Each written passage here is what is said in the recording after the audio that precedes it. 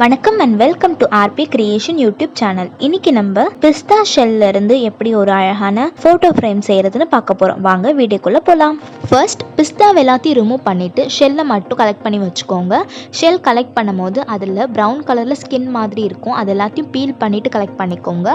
நான் முதல்ல 5 பிஸ்தா ஷெல் எடுத்திருக்கேன் ஒரே சைஸில். அந்த 5 ஷெல்லையும் அக்ரிலிக் கலர் யூஸ் பண்ணி பெயிண்ட் பண்ணி எடுத்துக்கிட்டேன். இந்த மாதிரி பெயிண்ட் பண்ண பிஸ்தா ஷெல்லை 10லேருந்து 15 நிமிஷம் வரைக்கும் காய வச்சு எடுத்துக்கோங்க. பேக் சைடு மட்டும் பெயிண்ட் பண்ணால் போதும், இன்சைடில் பெயிண்ட் பண்ணணுன்னு அவசியம் கிடையாது. நெக்ஸ்ட் ஒரு பேப்பர் எடுத்துக்கோங்க. அது நம்ம இப்போ ரவுண்ட் ஷேப்பில் கட் பண்ண போகிறோம். அந்த ரவுண்ட் ஷேப்புக்காக அப்ராக்சிமேட்டாக 2 சென்டிமீட்டர் டயாமீட்டர் இருக்க மாதிரி ஒரு ரவுண்ட் ஷேப் ஆப்ஜெக்ட் எடுத்துக்கோங்க. அதை நீங்கள் ஸ்டென்சிலாக யூஸ் பண்ணி மார்க் பண்ணிவிட்டு அந்த பேப்பரை கட் பண்ணி எடுத்துக்கலாம்.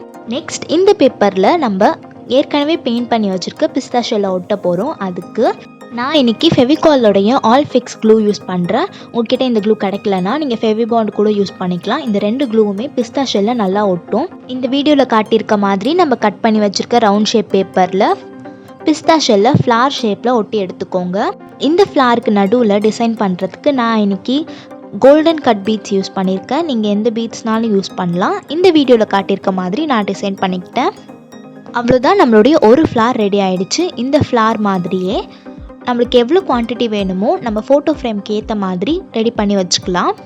நெக்ஸ்ட் நம்ம ஃபோட்டோ ஃப்ரேம் எப்படி செய்கிறதுன்னு பார்க்கலாம். நான் இன்றைக்கி ஹார்ட் அண்ட் ஷேப்பில் ஃபோட்டோ ஃப்ரேம் செய்ய போகிறேன். அதுக்கு ஒரு பேப்பரை ஈக்குவலாக மடிச்சுட்டு அதில் இன்சைடில் என் ஃபோட்டோ கரெக்டாக ஃபோக்கஸ் ஆகிற மாதிரி ஒரு சின்ன ஹார்ட்டும், அதிலிருந்து 3 to 4 சென்டிமீட்டர் கேப் விட்டு அவுட்டர் ஆர்ட் பாதியும் வரைஞ்சி எடுத்து கட் பண்ணிக்கிட்டேன். அதை நீங்கள் விரித்து பார்த்தீங்கன்னா ஹார்ட் ஷேப்பில் இருக்கும். நெக்ஸ்ட் இந்த மாதிரி ரஃப் பேப்பரில் செஞ்சுருக்க இந்த ஆர்ட் அண்ட் ஸ்டென்சில்ஸை யூஸ் பண்ணி நம்ம கார்ட்போர்டில் கரெக்டான ஷேப்பில் கட் பண்ணி எடுத்துக்கலாம். ஃப்ரண்ட் ஃப்ரேமில் இந்த மாதிரி நடுவில் ஹோல்ஸ் வச்சு ஃபோட்டோ ஃபோக்கஸ் ஆகிற மாதிரி இருக்கும். பேக் ஃப்ரேமில் நம்ம அவுட்டர் ஹார்ட்டின் மட்டும் மெஷர் பண்ணி கட் பண்ணி எடுத்துக்கலாம். நெக்ஸ்ட் இந்த ஃப்ரண்ட் ஃப்ரேமுக்கும் பேக் ஃப்ரேமுக்கும் நடுவில் நம்ம ஃபோட்டோ வரப்போகுது. ஃபர்ஸ்ட் நம்ம ஃபோட்டோவை கரெக்டாக ஃபோக்கஸ் ஆகிற மாதிரி ஃபிக்ஸ் பண்ணிவிட்டு மெஷர் பண்ணிக்கோங்க.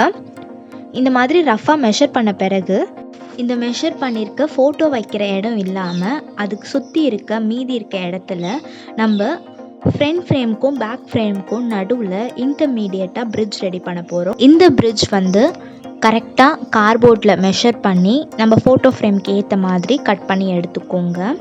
ஃபோட்டோ ஃபோக்கஸ் ஆகிற இடம் இல்லாமல் மற்ற எல்லா இடத்துலையும் பிரிட்ஜ் இருக்க மாதிரி ரெடி பண்ணிக்கோங்க. இந்த வீடியோவில் பார்த்தீங்கன்னா நான் upper side bridge, right side bridge, down side bridge 3 சைடில் பிரிட்ஜ் ரெடி பண்ணியிருக்கேன். லெஃப்ட் சைடில் பிரிட்ஜ் ரெடி பண்ணல. பிகாஸ் நம்ம லெஃப்ட் சைட் வழியாக தான் ஃபோட்டோ இன்சர்ட் பண்ண போகிறோம். ஸோ அந்த இடத்துல கேப் இருக்கணும்.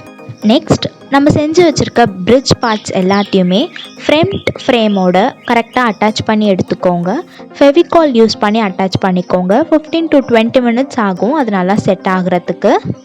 இந்த மாதிரி ஒட்டியிருக்க பிரிட்ஜும் ஃப்ரண்ட் ஃப்ரேமும் நல்லா காஞ்ச பிறகு நான் இப்போது ஃபோட்டோவை லெஃப்ட் சைட் வழியாக நம்ம விட்டுருக்க கேப் வழியாக இன்சர்ட் பண்ணி ஃபோட்டோ கரெக்டாக ஃபோக்கஸ் ஆகுதான்னு செக் பண்ணிக்கிட்டேன். அவ்வளோதான், ஃபோட்டோ நல்லா ஃபோக்கஸ் ஆகுது. ஸோ நம்ம செஞ்சுருக்க பிரிட்ஜ் அண்ட் ஃப்ரண்ட் ஃப்ரேம் கரெக்டாக இருக்குது. இப்போ இந்த ஃப்ரண்ட் ஃப்ரேமையும் பேக் ஃப்ரேமையும் கலர் பேப்பர் யூஸ் பண்ணி உங்களுக்கு இஷ்டமான கலர்ஸில் கவர் பண்ணி எடுத்துக்கோங்க.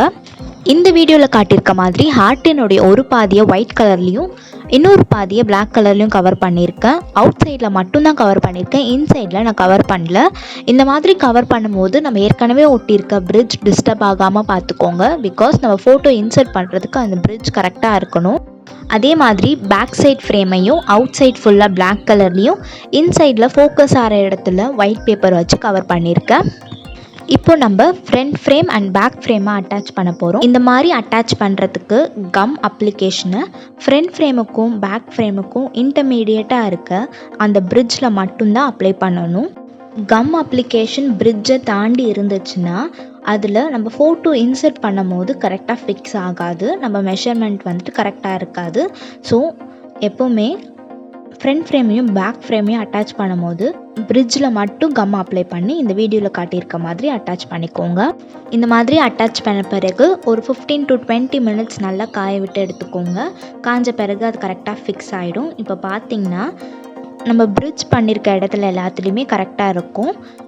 நம்ம லெஃப்ட் சைடில் மட்டும் கேப் விட்டுருக்கோம், அந்த இடத்துல கேப் இருக்கும் நம்ம ஃபோட்டோ இன்சர்ட் பண்ணுறதுக்கு. நான் இப்போது இந்த வீடியோக்காக ஃபோட்டோ கரெக்டாக ஃபோக்கஸ் ஆகுமான்னு செக் பண்ணுறதுக்கு ஃபோட்டோ சைஸ்லேயே ரஃப்பான எக்ஸ்ரே ஷீட்டை கட் பண்ணியிருக்கேன். இந்த எக்ஸ்ரே ஷீட்டை நம்ம ஏற்கனவே செஞ்சு வச்சுருக்க ஃபோட்டோ ஃப்ரேம்குள்ளே இன்சர்ட் பண்ணி கரெக்டாக ஃபிக்ஸ் ஆகுதான்னு செக் பண்ணிக்கிட்டேன். அவ்வளோதான், நம்ம ஃபோட்டோ கரெக்டாக ஃபோட்டோ ஃப்ரேம்குள்ளே இன்சர்ட் ஆகுது. இப்போது நான் ஏற்கனவே செஞ்சு வச்சுருந்த பிஸ்தா ஷெல் ஃப்ளார்ஸ் யூஸ் பண்ணி இந்த ஃபோட்டோ ஃப்ரேம் ஃபுல்லாக டெக்கரேட் பண்ணி எடுத்துக்க போகிறேன். இப்போ பார்த்தீங்கன்னா என் ஃபோட்டோ ஃப்ரேமில் 2 கலர் இருக்குது. நான் ஏற்கனவே சொன்ன மாதிரி இந்த பிளாக் கலர் சைடில் நான் கலர் பண்ணாத பிளெயின் பிஸ்தா ஷெல் ஃப்ளார்ஸை ஒட்ட போகிறேன். ஒயிட் சைட் பார்ட்டில் ரெட் கலர் பிஸ்தா ஷெல் ஃப்ளார்ஸை ஒட்ட போகிறேன். இந்த வீடியோவில் காட்டியிருக்க மாதிரி நான் அரேஞ்ச் பண்ணி ஒட்டிக்கிட்டேன். இது நீங்கள் நார்மலாக ஃபெவிகால் இல்லை எந்த ஒயிட் க்ளூனாலும் யூஸ் பண்ணி அட்டாச் பண்ணிக்கலாம். பிகாஸ் நம்ம பிஸ்தா ஷெல்லுடைய பேக் சைடில் பேப்பர் தான் இருக்குது. ஸோ பேப்பரையும் நம்ம ஃபோட்டோ ஃப்ரேமையும் தான் அட்டாச் பண்ண போகிறோம். அந்த இடத்துல நீங்கள் ஜஸ்ட்டு ஃபெவிகால் யூஸ் பண்ணி அட்டாச் பண்ணாலே கரெக்டாக ஃபிக்ஸ் ஆகிடும். நான் ஒயிட் சைட் பார்ட் ஃப்ரேமில் ஃபுல்லாக இந்த மாதிரி அட்டாச் பண்ணிவிட்டேன். நெக்ஸ்ட்டு பிளாக் சைட் ஃப்ரேமில் ஒரு ரெட் ஃப்ளார் ஒரு ஒயிட் ஃப்ளார் இந்த ஆர்டரில் அட்டாச் பண்ணி எடுத்துக்கிட்டேன். இந்த ஃப்ரேமை நான் டெக்கரேட் பண்ணுறதுக்கு எனக்கு 17 ரெட் கலர் ஃப்ளார்ஸும் 4 பிளெயின் ஃப்ளார்ஸும் கரெக்டாக இருந்துச்சு. இந்த மாதிரி அட்டாச் பண்ண பிறகு 20 to 30 minutes டிஸ்டர்ப் பண்ணாமல் ட்ரை ஆக விடுங்க. அது நல்லா செட் ஆகிடும். இது நல்லா ட்ரை ஆன பிறகு இன்னும் கொஞ்சம் டெக்கரேட் பண்ணுறதுக்கு நான் இன்றைக்கி கேம்லினுடைய ஸ்பார்க்கிள் கிளிட்டர் கலர்ஸ் யூஸ் பண்ணி டெக்கரேட் பண்ண போகிறேன். உங்களுக்கு விருப்பப்பட்ட டிசைனில் டெக்கரேட் பண்ணிக்கலாம். நான் இந்த வீடியோவில் காட்டியிருக்க மாதிரி டெக்கரேட் பண்ணிக்கிட்டேன். இப்போ பார்த்தீங்கன்னா நம்ம ஃபர்ஸ்ட்டு பிஸ்தா ஷெல்லை கலர் பண்ணுறதுக்கு அக்ரலிக் கலர்ஸ் யூஸ் பண்ணோம். அதே மாதிரி இப்போது டெக்கரேட் பண்ணுறதுக்கு கிளிட்டர்ஸ் யூஸ் பண்ணுறோம். சப்போஸ் உங்ககிட்ட ரெண்டுமே இல்லைன்னா நீங்கள் நெயில் பாலிஷ் வச்சு ஃபுல் அண்ட் ஃபுல் பெயிண்ட் பண்ணிக்கலாம். அதுவும் பார்க்க நல்லாயிருக்கும். ஃபைனலாக நம்ம பண்ணியிருக்க எல்லா டெக்கரேஷன் ஒர்க்கையும் செக்யூர் பண்ணுறதுக்கு டெக்கர் வார்னிஷோடைய கிளாஸ் ஃபினிஷ் வார்னிஷை மேலே ஒரு கோட்டை அப்ளை பண்ண போகிறேன்.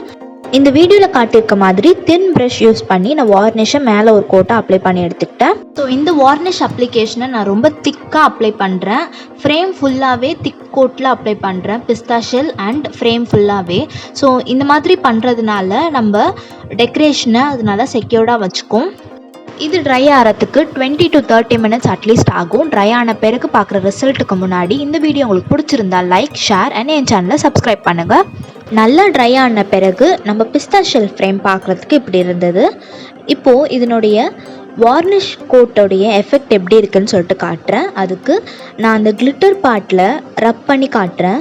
நல்லா ரப் பண்ணால் கூட நம்ம கையில் எந்த கிளிட்டரும் ஒட்டல. அதே மாதிரி பிஸ்தா ஷெல்லையும் ரப் பண்ணி காட்டுறேன். நம்ம கையில் எந்த வித கலரும் ஒட்டலை. அது மட்டும் இல்லாமல் ஒரு கிளாஸி ஃபினிஷும் கொடுத்துருக்கு.